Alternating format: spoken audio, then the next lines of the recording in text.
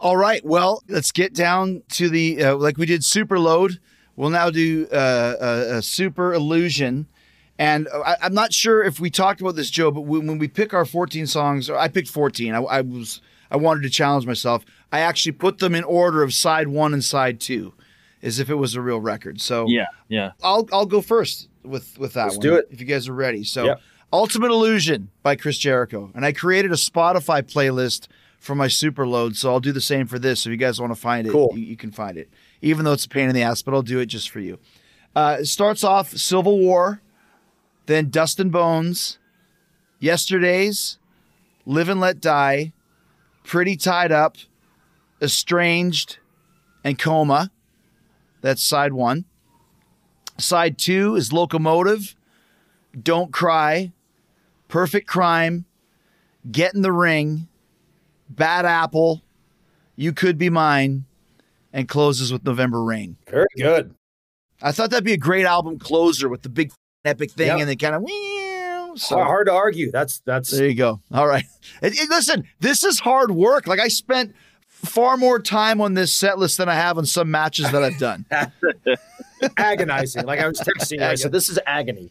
Agonizing. Mm-hmm. Joe, why don't you go second? So list the ones from 1 first and the ones from 2 second, because I have 7 from each. So Yeah, well, I put them in. I mixed them up. If you notice, like if we were putting this record out, this would open the record. This would be Okay.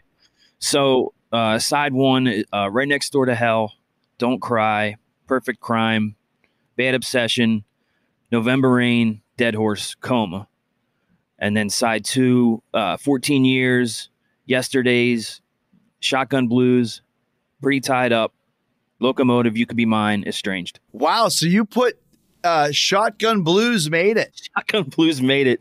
I just felt like it needed a rocker. I needed to have Yeah.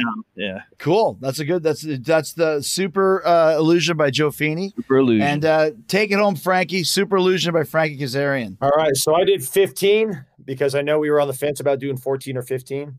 So Right Next Door to Hell opens my record too, because it's a great album opener. And we need Guns N' Roses Attitude, kick ass right out the door. So I got Right Next Door to Hell, followed by Civil War, bring it down a little bit, followed by Back Off Bitch, bring it back up. Number 4 is November Rain, because on every Metallica album, sans the first one, the fourth song is the ballady or slow one. Yeah. You know, Fade to Black, Unforgiven, Welcome Home Sanitarium. Totally. It's always the fourth song. So I'm getting way in the weeds here. Like, yeah. Okay. So then after that, we pick it up with Double Talk and Jive. Then we go Live and Let Die, because I had to include one cover since they decided to put a cover on both these albums. On each record, so I'm yeah. like, well, I'm going to include one on mine. So I did Live and Let Die. Then we go Get in the Ring, picks it back up. Don't Cry, the original version. You Could Be Mine. Then we're in the Locomotive. Then Don't Damn Me.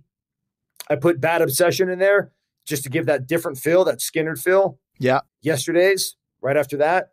Then we go with a long one, Coma. And then I in the record for the exact same reason you said, Jericho, with Estranged. I closed it out with Estranged. That big piano thing, that's a great way to end the record. So yeah. Well, once again, I mean, there's so much great material, and listen, you could call some of these songs filler, but take out My World and a couples. If there's 29 songs in this record, like 22 or 24 or 20, there's a lot of great shit on this. So we'll end off with this. What is your final thought on the Use Your Illusion records? And what my point is, like, you'll never see this again. The music business is so different now, but a band that is at the peak of their powers after one album, and then you've got the mini album. After these 2 records, they never put out another record again until Chinese Democracy, which was 20 years later or whatever it was. They were so huge, and then they just disappeared. It was crazy. The complete rock and roll story.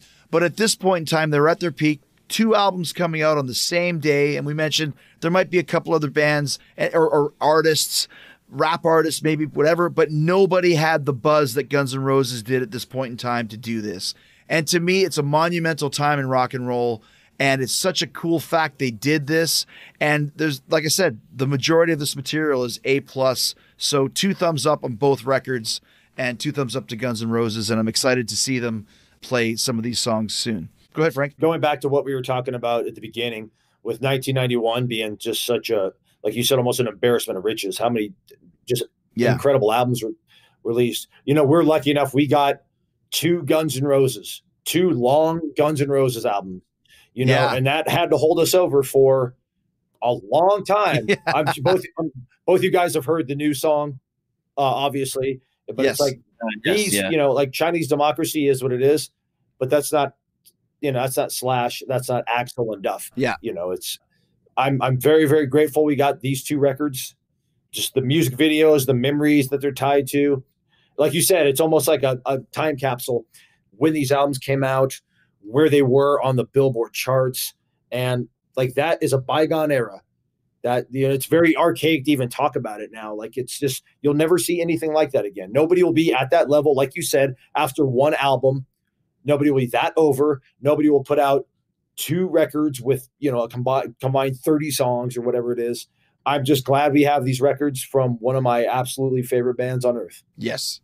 Joe? It just, the two together kind of encapsulates like my early teens, and then I strayed a little bit, and I was, of course, the white kid listening to gangster rap for a little while there, but I found my way back to Use Your Illusion as I got closer to my 20s. And yeah, it's like you said, there's so many great songs on there. And could they have, shored it up and put out like a great 14-song album? Of course they could have, but they didn't, because they're Guns N' Roses, right? Mm-hmm. It's a lot of fun to still listen to them and look back and think about the memories you have of the songs and making memories, listening to the songs. And to this day, still making memories, listening to the songs and seeing what they're going to play live and all that, and still being able to follow the band now that Slash and Duff are back, and seeing what's coming.